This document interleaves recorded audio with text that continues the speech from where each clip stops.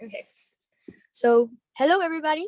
My name is Sofia Bocio. I'm part of the board members of Girls in Civil, and we're gonna start our new sessions of Girl Talks for 2023. Our first Girl Talk will be about civil engineering grad school. Before we start everything, Girl Talks basically are a space where we can safely talk about our doubts or questions regarding different topics in the industry. So this session would be about civil engineering grad school. So if you have questions or anything, you can leave them in the chat, or at the end, you can ask our panelists, and then we will be answering them or just discussing the topic.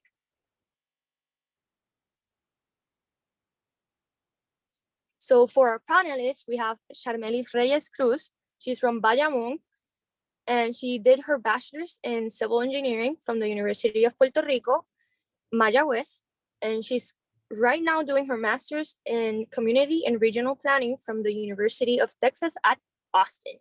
Her research is on mass public transportation and affordable housing and displacement. We also have Luz Gabriela Rivera Perez.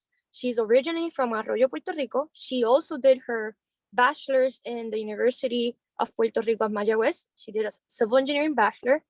And after doing a research project with the National Institute for Congestion Reduction, she decided to continue her studies in a master's in civil engineering with a concentration in transportation. Right now, she's also doing a research with National Institute for Congestion Reduction, and it focuses on integrating the use of drones into traffic monitoring and incident detection. We have Gabriela Yañez Gonzalez. She's from Añasco, Puerto Rico. She also did her bachelor's in civil engineering in the University of Puerto Rico, Mayagüez, and currently she's doing a PhD in civil engineering structural from the University of Nebraska-Lincoln. Her research focuses on functional recovery of agricultural structures and community resilience. And finally, we have Roja Nasimi. She's from Iran, and she's currently doing her postdoctoral research associate from the University of Nebraska-Lincoln. She got her PhD from the University of New Mexico in structural engineering, and her research focuses on non-contact inspection of the bridges using cameras and drones. Her research interests also include, but are not limited to, computer vision, sensors, artificial intelligence, and machine learning. And today we have a series of questions, and they will all be discussing their experiences. And yeah, we can begin with the official questions. We're so happy that you guys are all here. It's just an open communication between us. And we have a couple questions that we get asked on our social media, so you guys can answer them. I know we all talk English, but if someone wants to talk something in Spanish, we can translate it. It doesn't matter. So let's go first. Maybe let's go first with Gabriela. And why did you decide to continue your studies? At my first encounter or thinking about graduate school was when I did the REU here in the University of Nebraska-Lincoln back in 2019. It was my first experience with research whatsoever. So before that, I haven't even thought about the possibility of doing this field after graduation. But this opportunity kind of expanded my view on this whole new possibility other than industry for me. And I really did like the purpose of the research and what I did here. So that kind of sparked the interest in me into choosing research and academia as my career path after graduation. That sounds great. So it sounds like you went from the research experience and then now you're doing everything there. So that's so good. How about you, Charmelis? Hello, everybody.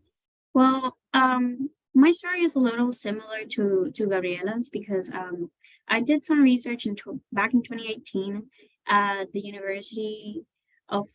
State University of Portland, and it was basically a team effort between engineers and planners to talk about how equity could be implemented in different transportation systems.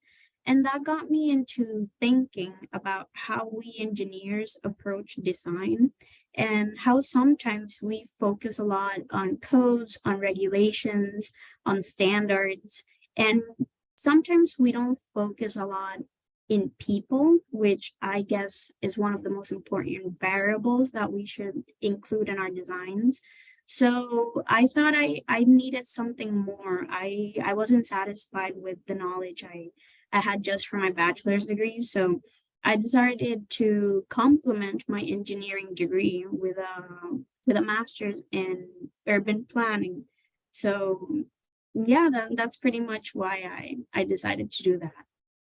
But that's interesting because you took it from the research in doing something like it's related, but it's not as specifically with the trend like civil engineering.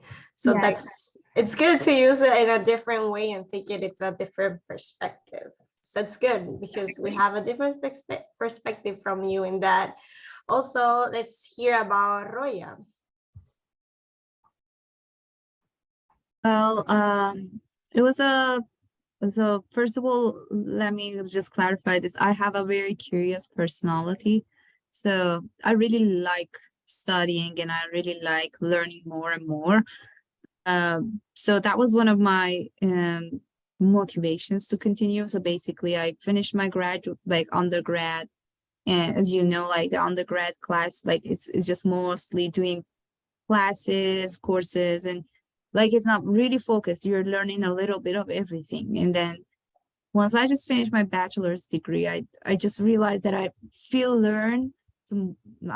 like I need to learn more, and especially like I wanted to specialize in structural engineering. So my bachelor was in civil general. So I was studying a little bit of everything and I wanted to be more structural. So I continued to do masters and also like do masters is like I did not have a research experience too much in my bachelor's, but like I get my master's in Iran. So you are heavily doing research once you're doing master. So you learn how to actually go after the things, find solution for your problems.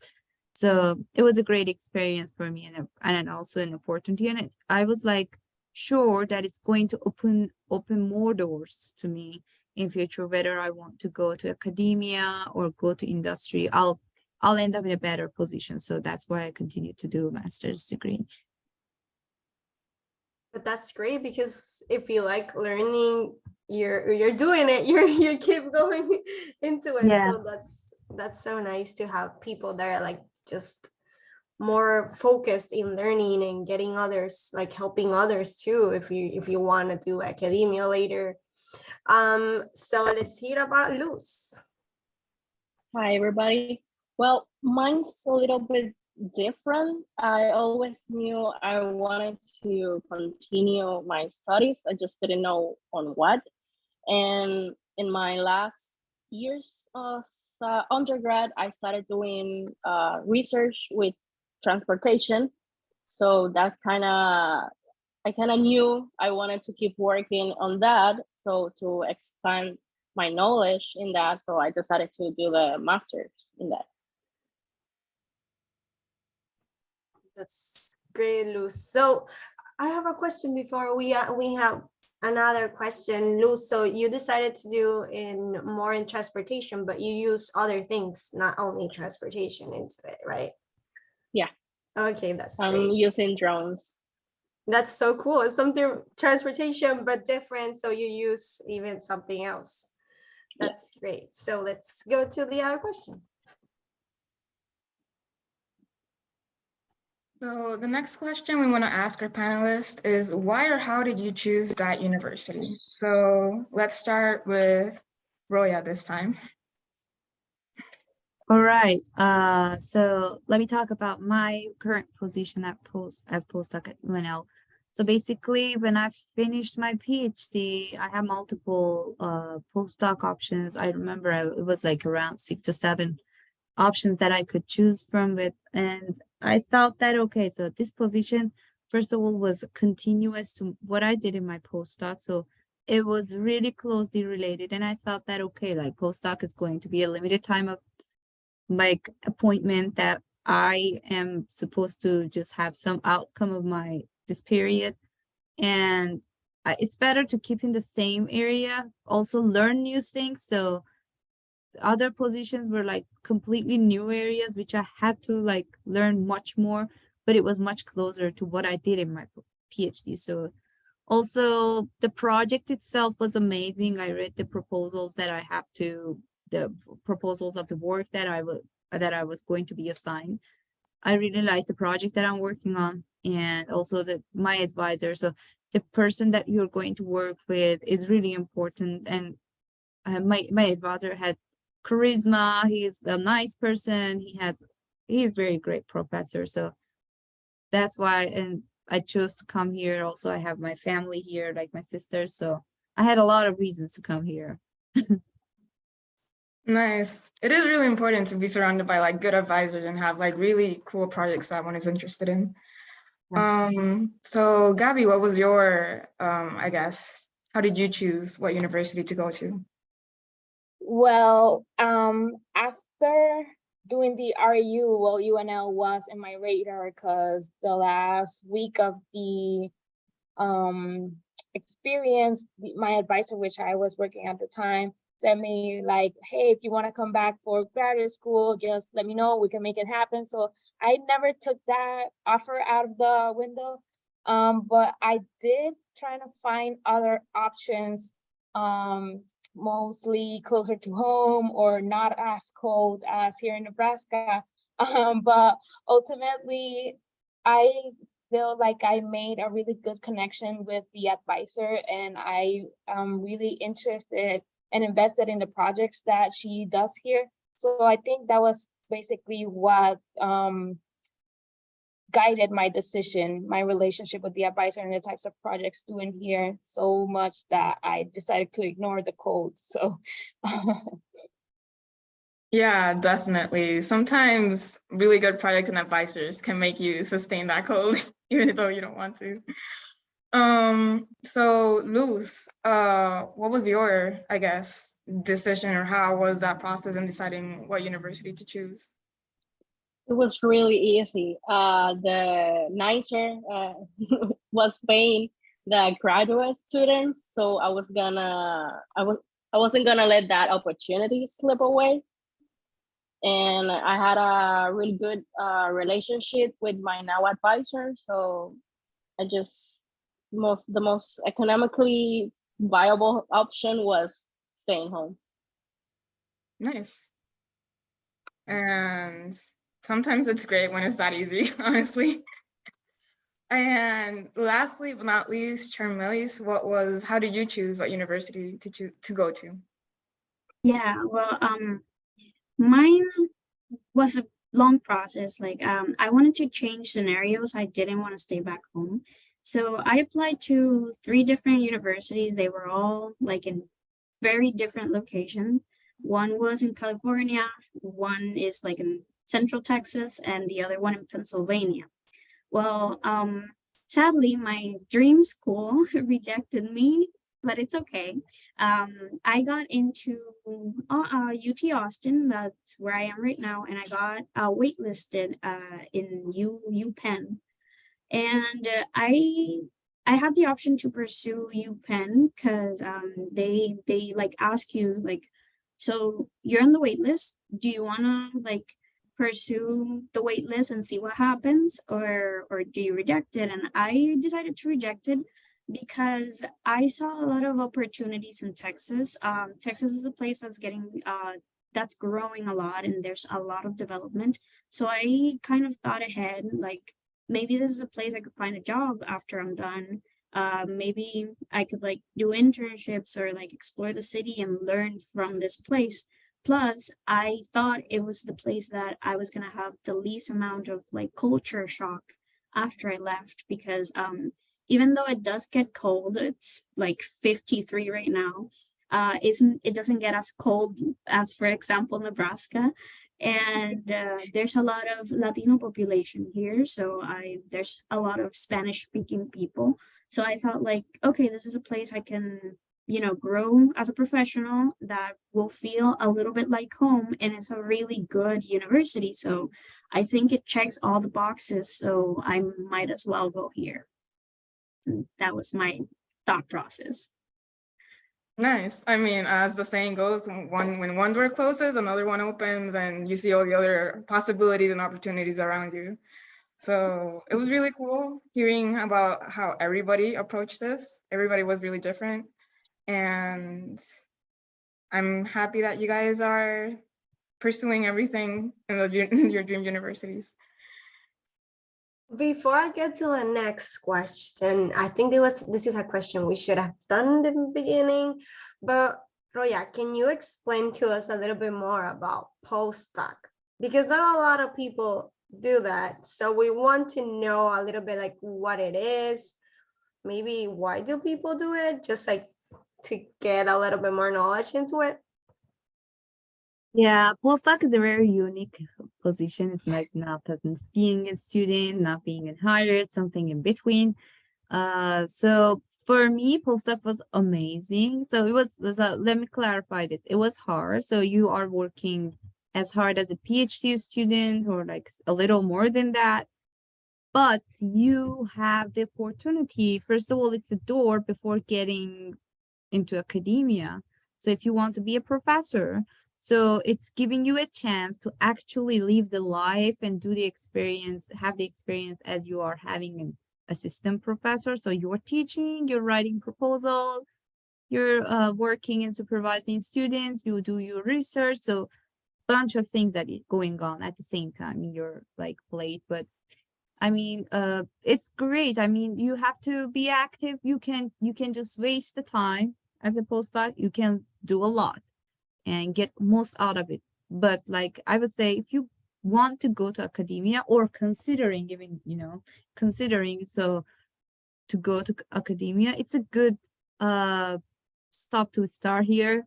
Like you start like doing something and see, okay, if it's for me to be a professor, or do I really want to pursue this way, you know? Because PhD, once you're done, you have the feeling of what's gonna happen in research, or maybe a little bit of teaching, but you really don't know how it's like writing proposal. It's give you more strength, and it also help you to clarify and have a better picture of what you expect. It was great for me. So That's great. And can I ask how long, like, did it take you, or is it like normally? So I started my postdoc on January like 2022, and so I'm planning to stay here by the end, like by summer or maybe a little bit later. But like normal, so here's the thing, normal range for being a postdoc. So some people go for 6 months, 5 months, because it's not a degree. So you are working somewhere for a little bit for an experience. So some people do 5 to 6 months, the others do 3, 4 years. So my advice is that 4 months of postdoc is like something between the transitions, and it's not going to give you enough time to actually add something to your resume. So it's very short, it's almost nothing. And on the other side, like if you pass over 2 years, basically it doesn't worth to have like a long term, because it's not a permanent job and you need to be settled. You want to know what you're going to do. So don't keep it between 1 year to 2 years. That's a normal range for postdoc, in my opinion. That's and many people's opinion. And if you stay long for a postdoc, that sometimes can be a negative sign in your resume. Oh, Because okay. yeah, It's good to know. And you talked a little bit about it, but how was your experience during that, like from grad school to right now? so my experience, first of all, like so the thing is that postdoc is like not very best paid job that you can find. So, but you're learning. So it's a continuation of learning. So My experience is great. So here at UNL, we had the chance. So once you're just getting a postdoc, that varies. Like your opportunities is going to be different from school to school.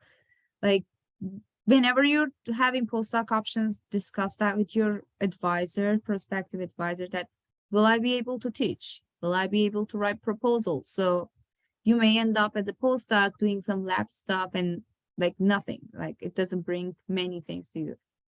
Just make sure to clearly talk this with your advisor and tell them what you want to add to yourself with this appointment. So tell them, okay, I'm planning to do a 1 or 2 years of postdoc. So this is what I talked with my advisor. I told, okay, so I have good research in my resume, but I don't have teaching experience.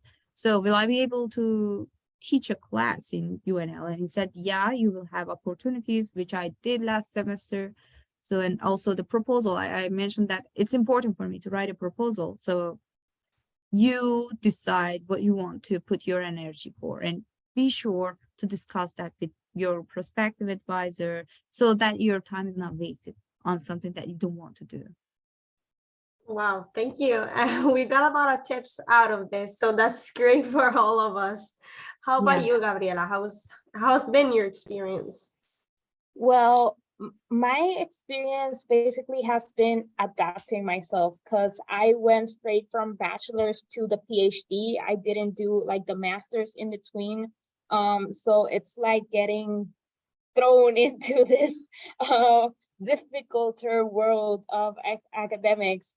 So, and also my bachelor mostly was in Spanish, so I'm trying to relearn everything quickly in English and in different terms. So it's been quite the adapting experience, but so far I have received a lot of support from my advisor and all the people, friends that I have met over here, and different resources available to me. So that is what has made this experience a little more bearable.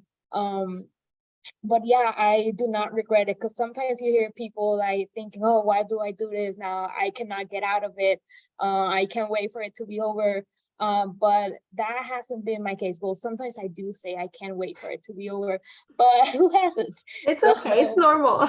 Yeah, so yeah, my experience has been really good. I have been learning a lot in the classes, and also I really like what I'm doing with my research project, trying to be helpful to the community, which also, like, most research projects are just based on like structures and what can we do to enhance the structures, but most times they don't focus on what about the people using these structures. So I think that's the best part about it, that hopefully I could make a difference at the end of this.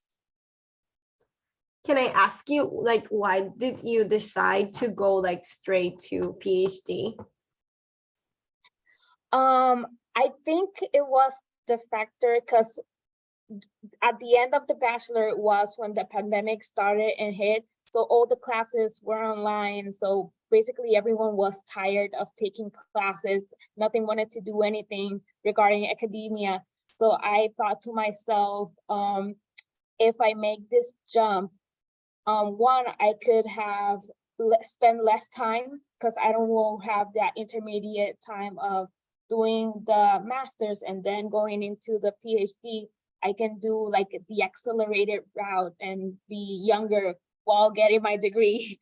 So also it was a time of like compromise and accountability to myself. Like, because I thought maybe if I do the master's, at the end of the master's, I want to stop there and not continue. But if I go straight into the PhD, I will be obligated to finish it. So it's one way, as I saw it, to finish it and be accomplished at the end of it. That's great. We're so proud of you. So that's so good. How about you, Luz? How's been your experience? Because it's different because you stayed in the island. So how's it been? Well, it was the first time we got back from the pandemic. So I spent my last and a half year of the bachelor taking all my classes online. And then it was weird being back at the university because everyone I knew was gone.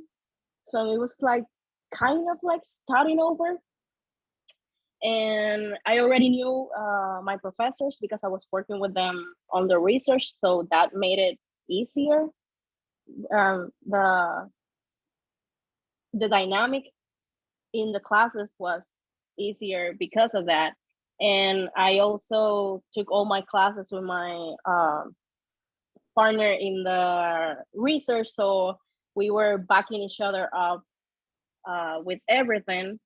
And the good thing is that I had my family kind of close, so that separation, well, wasn't that hard, but I still kept that, like, I'm not going like every weekend or so, that to separate, like this is like becoming more an adult kind of.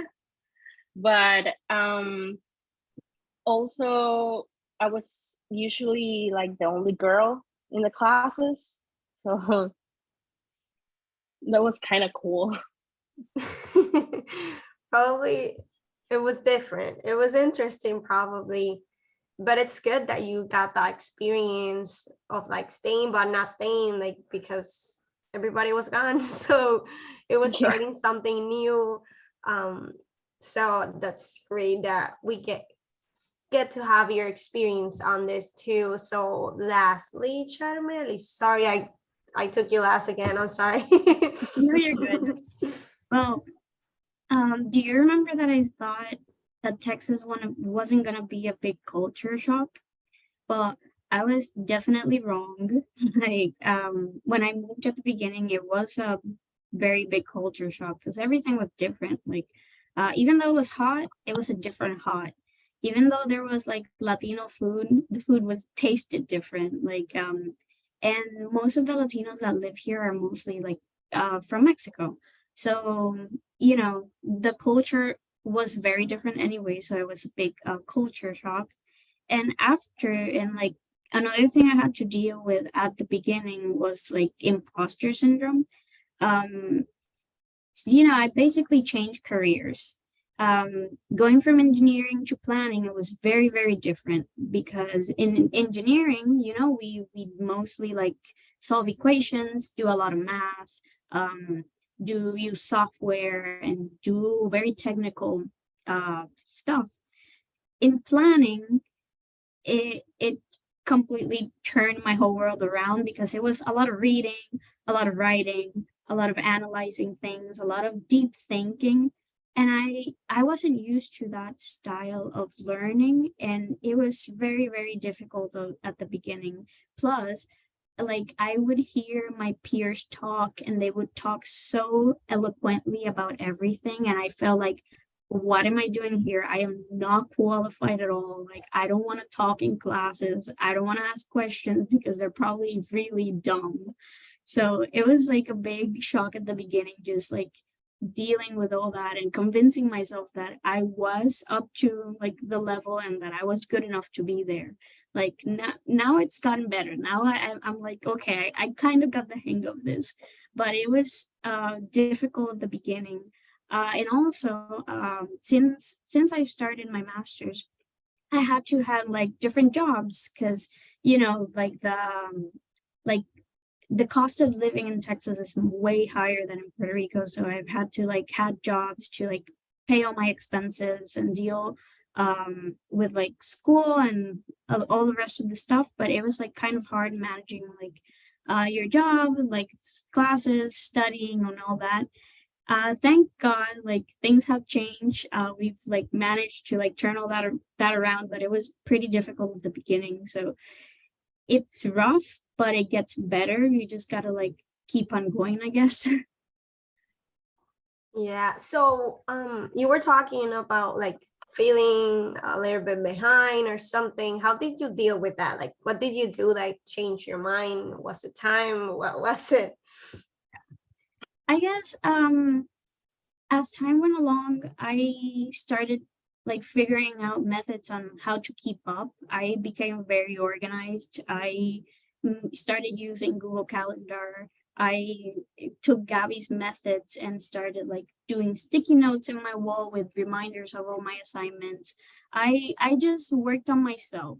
And by working on myself and my time management skills and my organizational skills, then I started to start keeping up with it, because it's very high paced.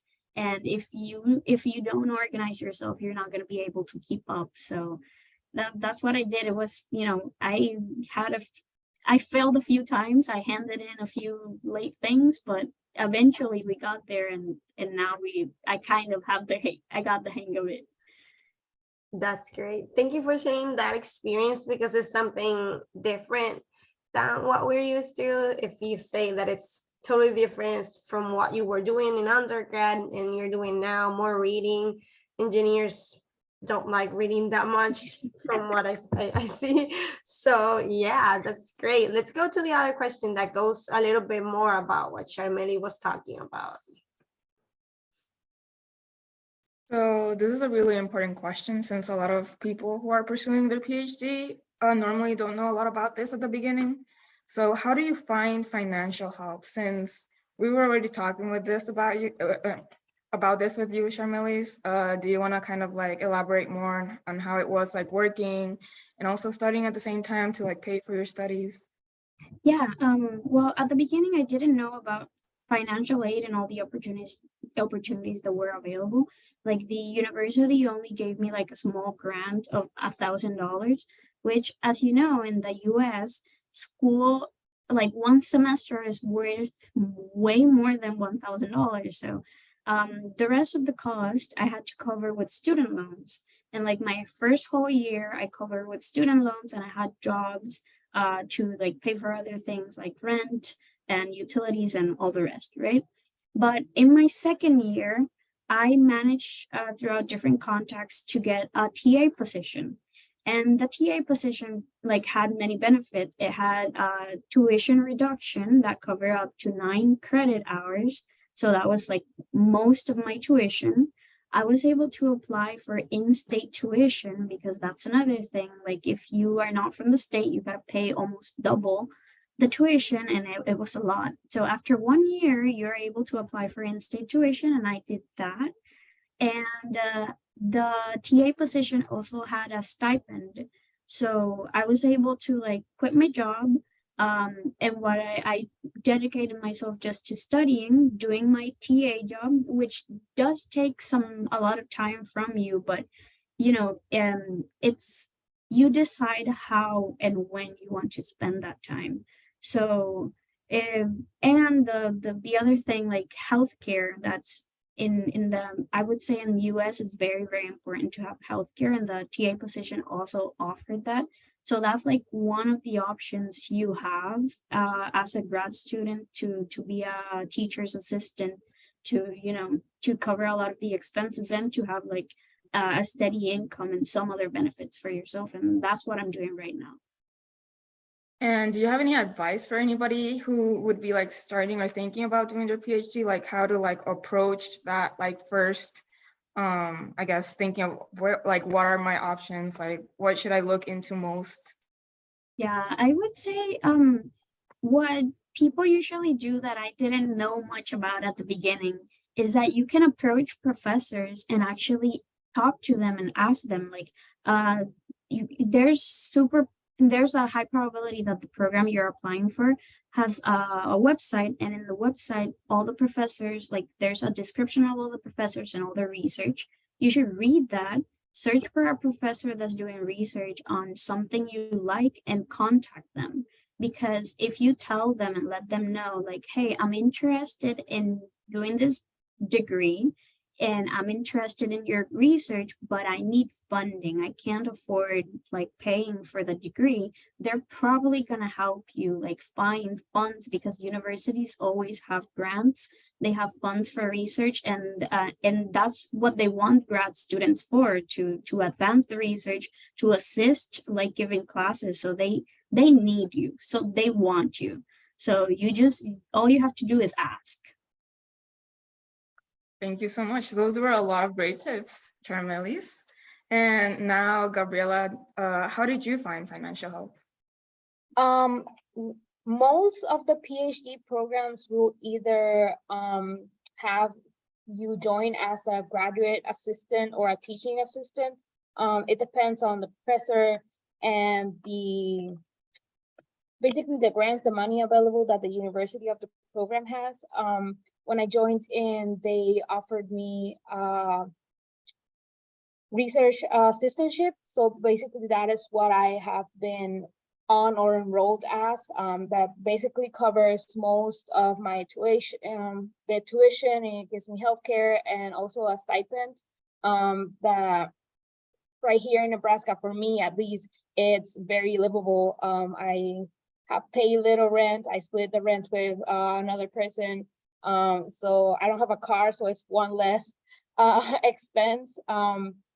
But yeah, also at the beginning when I first enrolled and got accepted here into the university, my advisor reached out to me and said, look, I looked into these different opportunities, different grants, and she recommended me for a chancellor's fellowship. And that's what I have been using for the past 2 years now. That covers, because with just the research assistantship, I was still falling like $2,000 short on my tuition. So that additional fellowship helped me cover that, so I could basically not pay anything for these few years. That fellowship I think ends up this year, so I think I might have to start looking for alternative income apart from that. But yeah, so far, and the same professors will say or give you the opportunities, or let you know. I know my advisor is always like, hey, there's this teaching opportunity. Do you want to do it? So that way you can enroll or pay from the teaching assistantship instead of the research assistantship. And also one time she mentioned like, there's another project, another grant. Do you want to apply, and if you're chosen, then that will be an additional income that we will be using to pay you. So there are different options. As Charmeli said, you just have to ask the professors and see what is available to you, because there is financial help, and especially also not only that, there are a lot of scholarships for women in engineering, minorities, engineers, by different societies and professional organizations that can also help and benefit to give a little extra income to this. It's just, we gotta research, like Sheena Rodriguez once said, and find those opportunities. Okay. So from what I hear, like your advisor and professor are one of your best resources apart from like researching by yourself. Yeah. Like they're the ones that really know like where to look. Nice. So Luz, how is it? How did you find financial help back home in Puerto Rico? Well, the research I work at pays my tuition and gives me an assistantship, a research assistantship. So that covers mostly all my expenses. But at least for the transportation area students, there are different research going on, and mostly when someone new comes in, the professors tries to either put you on some research or give you a teaching assistantship so that you have something to pay for your studies. Nice. So yeah, it's just ask your professors. Just ask, that's the best resource. And lastly but not least, Roya, how has been your experience with finding financial help for everything that you've done? Okay, so mine is going to be similar. So basically, I'm not going to talk about the postdoc because it's a paid position. But like for graduate studies, I would say definitely consider doing teaching or research assistantship. That's the best type of assistantship that you can get. You can still get some fellowships, so which is not necessarily directed towards your like what you want to do, but fellowship somehow it just supports you. And but the research and teaching assistantship are mostly provided by your advisors, so they are aligned in a way that are helping toward your graduation, toward your thesis. That's very helpful in that term. And also just consider like search for scholarships that you are qualified for, you can apply for. That was what I was that's what I did, like at least when I was a PhD student. I always was research assistant. Beside that, I was applying for fellowships, scholarships, and I got a bunch of them. And that was making life much easier. But the graduate research and teaching assistantship, one of the most best part of that is that you're being paid for your insurance. And also you're paid for tuition, which is a big deal, really big deal. So even though you're getting not a lot of money, it may seem like, okay, like living like very livable money they're giving, but they're covering your tuition, and that's a big deal. Nice. And is there any like process that you recommend in when it comes to like searching for scholarships or anything related to that? Yeah, so one of the things is that if you're looking for finding a scholarship, I would say look for the professors, professors' website, search their research. So go to their Google Scholar, see if they're even active. You know, some professors are like very senior, they're not doing actively research. So I would say do like assistant professor, associate professor, they're more likely to focus more on research type of things. And so for research, you go specifically from professor to professor, the ones that you like their research mostly. But like teaching assistantships are mostly what I've seen from UNM and UNL here. I see that they're assigned by the department. So you can apply or ask for department chairs for teaching assistantship opportunities, so that they are controlled by the department mostly. Okay, that was really interesting. Thank you very much. Thank you. So go to the last questions that we wanted to talk about in this girl talk. And it's really important to know. And if you don't know, it's okay. But what are your plans to do after graduation or after you're done with your postdoc or whatever? So let's start with Luz. Well, I started my professional career last semester, so I'm gonna go full-time job and working, but in the future, I hope to maybe do another master or a PhD. Who knows? So you plan on keep learning and doing more things. That's great. So how is it like working and studying at the same time?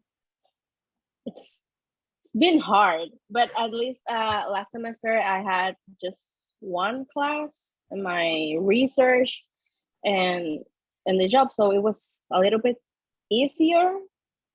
But I don't know how how you can really do everything at the same time without falling behind on something. But at least you made it. That's good. And it seems like you're going well and you like it. So that's so good. So let's hear about maybe Roya again. Well, I really like, there are many options, especially if you're a postdoc. So what I'm currently trying to do, I'm searching for jobs, and also like both in academia. So I'm applying for academia. Also like the industry positions that are related to my field. So that's what I'm planning to do. And I will continue to like keeping the contact with the school and learning, you know, that's always continuous. Even you get, that's my personal opinion. Even if you get the best paid job in the world, you have to not get away from self-development. You have to set your goals. Even if you go to industry or if you go to university, set your goals. It's not only about money, it's where you want to get your career, you know. if you have industry as an option, just consider getting your licensures and participating in interesting projects. Academia, it's clear you're applying for academia and trying to get associate professor. So No, but that's great because you're keeping your options open, but you're willing to like keep learning and keep growing. So it's something different, something different. And it's like getting to a professor, maybe going in the industry, or maybe you can do one and then go to another. You have your and options. also, yeah, you have like research, even if you go to industry, there are research related openings. So that's always, you have a lot of options. You have to just know what you're looking for. Basically, I'm looking for something that is, I'm actively applying for academia, but I'm still like looking for industry, but the industry that is going to bring to me, so that I'm going to learn, improve day by day. So Oh, that's good. That's interesting to know. Great. So let's hear about Gabriela. Well, I'm still in my second year of the PhD, so I don't even know what I'm gonna eat tomorrow. But I have been thinking about it. It's always been like a conversation with my housemate, like, what are we gonna do when we graduate? Like, do we wanna keep studying? Do we wanna continue in academia? Do we wanna go to the industry? And there is like, for me, at least how I see it, there is no right or wrong answer to this question, because at the end, we will continue to developing ourselves and keep growing and learning from every experience that we get. As I think about it, to reach that full circle moment that encompasses everything that we have learned throughout the years. But for now, I think I'm inclining more to continue in academia. I really like my past teaching experiences, and I kind of see myself that doing in the future, but who knows, anything can change and here in a couple years, so we'll see what happens then. No, that's good. It's like when you're a kid and you say you want to be a doctor, but then you grow up and you're like, no, maybe this is not for me. but it's good since like you're talking about it, you know, maybe what you want, or you can even like check what is it. You can see if you can get like maybe teaching a little bit more and know if that's for you or if it doesn't. So it's good that you keep getting those opportunities in the research that you're doing right now. Definitely, yeah. So, Charmelis, how about you? Because I know you're graduating soon. Oh yeah, it's very, very scary. Like, I know that for now I am done with academia. Sorry, but I need to take a break because just like Gabriela, I did my master's degrees right after graduating. So I don't know what it's like to be out of school. So I want to experience the working life. I want to be a plant engineer. That's a planner and an engineer at the same time. And I have found out that that's actually very common.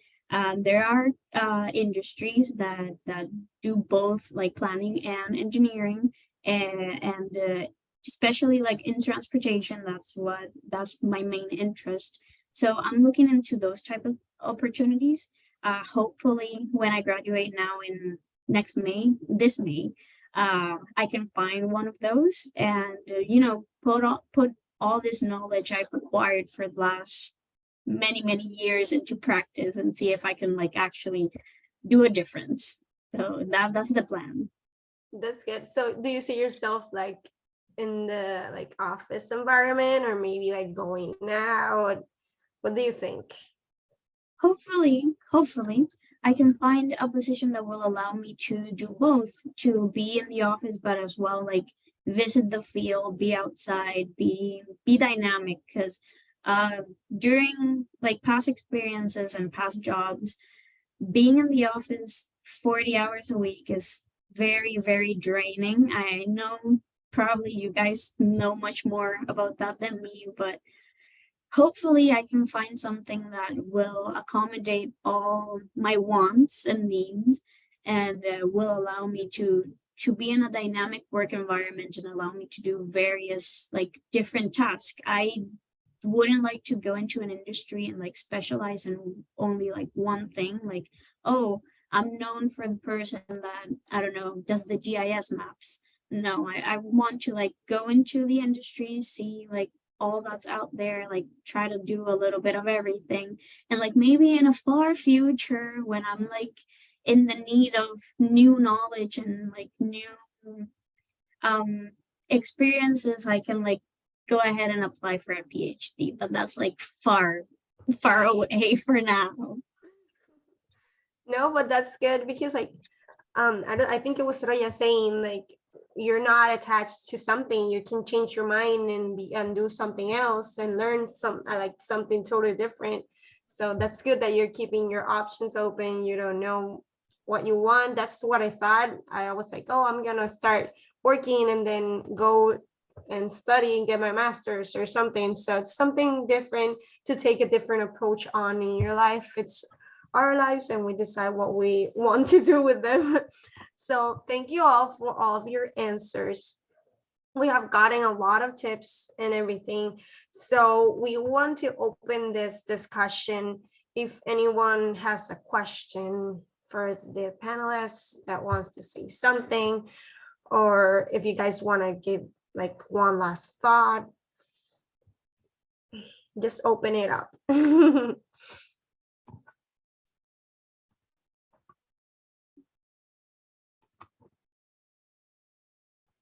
No, nobody has like a question. We I got, have one thing to Oh, add actually. of course, go for it. So if you're going to do if you're going to do if you're going to go to the industry or even continue your education, so make sure like sometimes like make sure that you're clear about what you want. And if you go to work, if you go to graduate school, be able to discuss your needs and your requests with your advisor, with your boss. We are civil engineers. We are in a male dominant field, and it's really easy to get suppressed. So very easy. And then it's your right? You're working all the day and you want to get most of it, like from your tries, from the time that you're putting in. So just be clear if you do graduate school, do it in a way that is fulfilling to you, and just be open with your supervisor, talk what you are expecting to get out of it. So that's the way that's going to be helpful for you. Either you do graduate school or continue for industry, just be open. Like speak your mind easily. Yeah, thank you for that. Yes, because it's really important to know what you want also, and you have to ask for what you want, like we all been telling each other. So that's great. Also, maybe like Gabriela or Shermelis can answer us, because we got a question from our Instagram talking about that you guys have to take your GRE. I did not took the GRE, at least when I was applying, since it was in that awkward time between the pandemic. They were not asking for it as a requirement, so thank God I didn't have to study it or pay for it or anything like that. So that was also a factor when coming here. I was like, that I don't have to take a test. Let's go.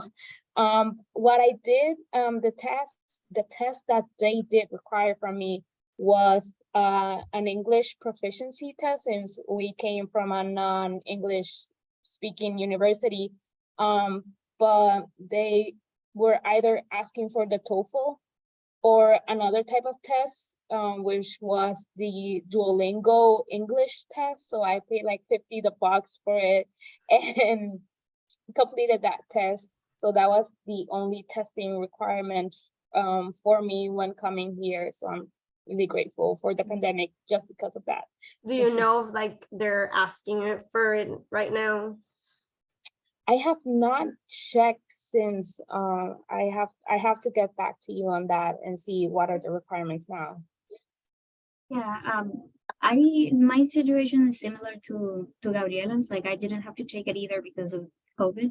However, a lot of schools are waiving it like completely now. Like I know my school is not requiring it anymore for grad school.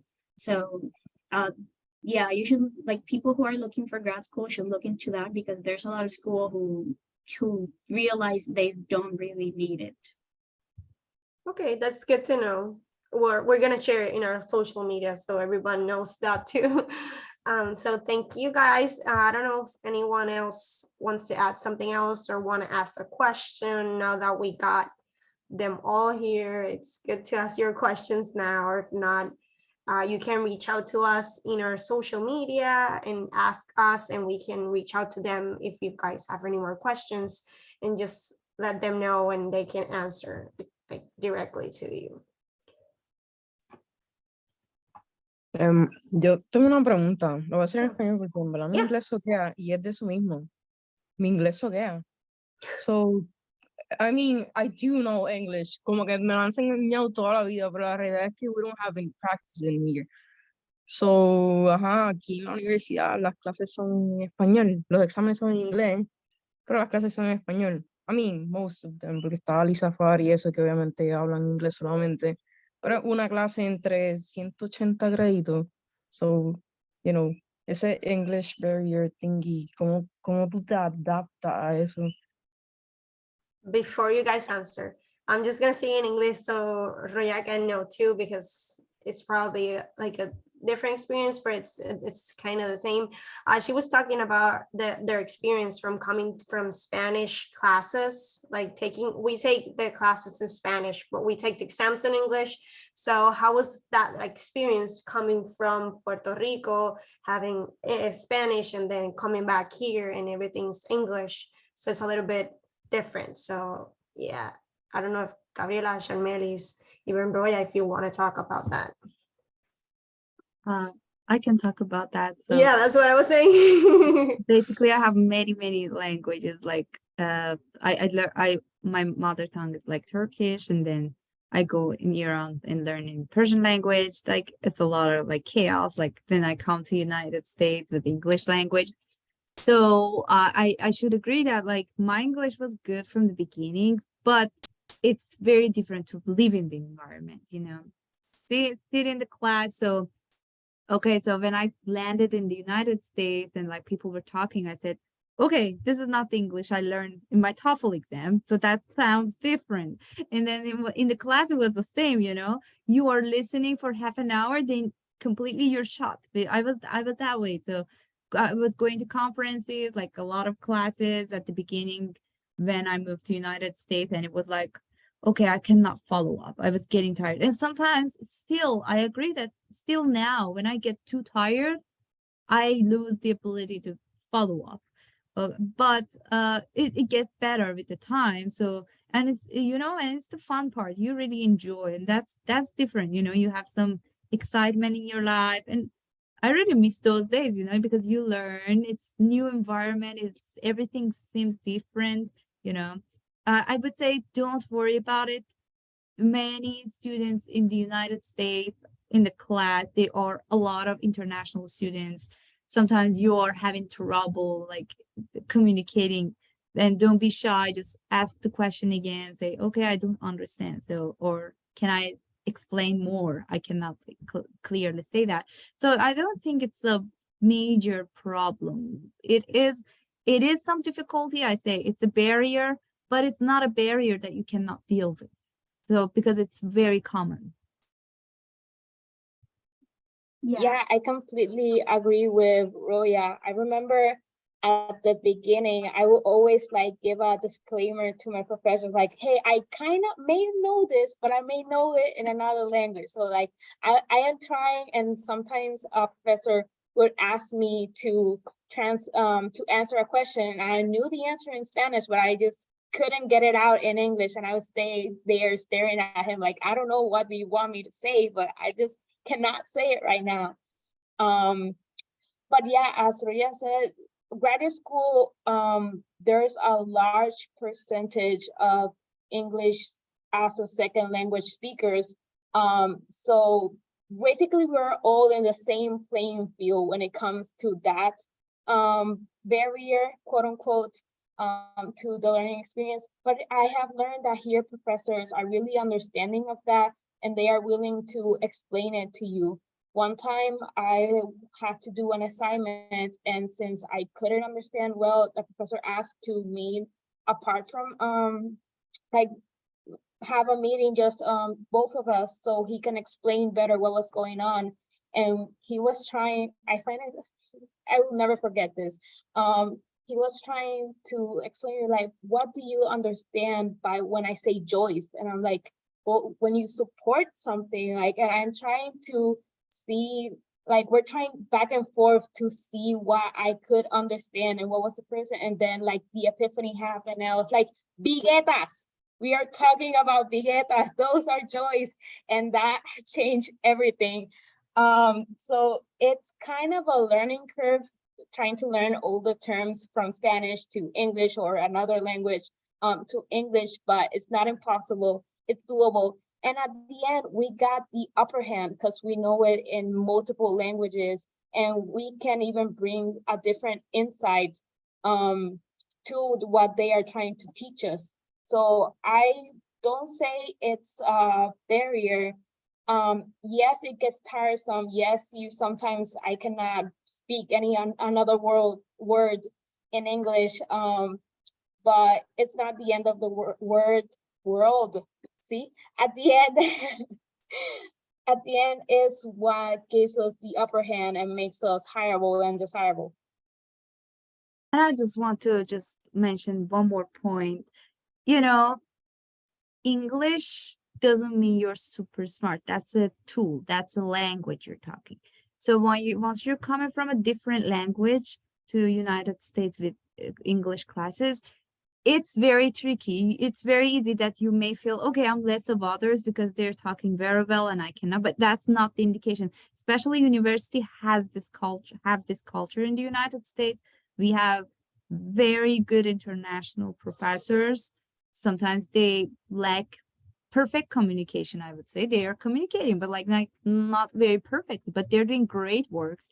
They're publishing great papers, great ideas. So it is very welcomed. And I think it's just a tool. And the more you use it, the more you can communicate, but still not in a way that you cannot do anything. We have professors that are not perfect in English, but they're doing perfect jobs, like doing great classes, teaching great, they're writing great. So it's not I would say it's not a real problem, and you shouldn't see yourself less of others. If you have accent, if you don't understand things, sometimes it's totally fine. I would just like to add one more thing in that there's a lot of tools that can help you out, because I had that same problem at the beginning, that I would try to say something, but the words wouldn't come. And I would be like, oh my God. So I would just like take a break, tell the person I was speaking with, I'm sorry, I cannot remember this, give me 1 second, and then continue. And they understand. And another thing, like for a lot of the assignments and work you have to do, there's a lot of tools. Like I use Grammarly a lot because sometimes I write things and I think they're okay. And then I put it into Grammarly and I see like that it's not okay.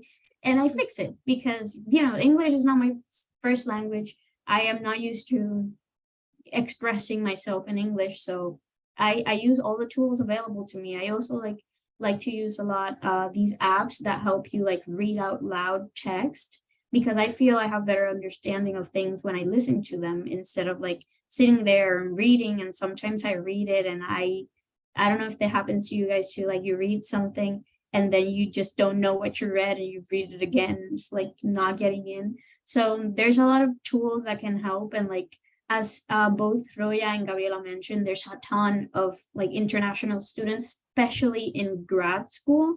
So universities are prepared for this. So they offer services to help you out as well with like writing, reading, presentation skills, and all those other things. So there are resources, and people do understand that English is not your first language. It's going to be a little bit hard and you're going to have to work a little bit harder, but it's possible. Thank you guys so much for the answers that were really, really good. Not just for them, for us, even in the industry, because it's the same. It's just going out there and not getting to communicate, get great with your boss or anything. And I just want to say, I'm gonna keep this forever. English is a tool. I'm like, wow, that's great. That's true. I feel like that really hit me differently. So I just want you guys, if you guys don't have any more questions, we also have this QR code. If you guys want to give us feedback or want to ask more questions, you can let them know here for us so we can get it back to you, or just take it for the next girl talk that we're going to be doing, because we're going to keep doing this. Really, we really enjoy talking to different people about different topics. So really thank you for all of the panelists for joining us today. Especially not the ones on our director board, because it's good to have different perspectives, because we like to talk a lot. So it's good to have like postdoc or even people that like stayed in the island and how it is there right now, because it's not the same as we used to be there undergrad. So thank you, Luz, thank you, Roya, and thank you, Gabriela and Charmelis, for speaking out to us. We're gonna share this in our Instagram page, Facebook, in like Twitter, everything, but especially we're gonna be talking about we're gonna be taking this whole thing to YouTube. We have a couple people there that can see it, and also for the people that couldn't join us today, they can see it and just keep all the questions that we asked for you guys and keep the tips that you guys gave us. So we really want to say thank you again. And if you guys don't have anything else or any more questions, we would love to take a picture. If you guys, let me stop sharing. If you guys don't mind. I don't know if we want to pause the recording or something, but I don't know if we can, but I'm just gonna get my snipping tool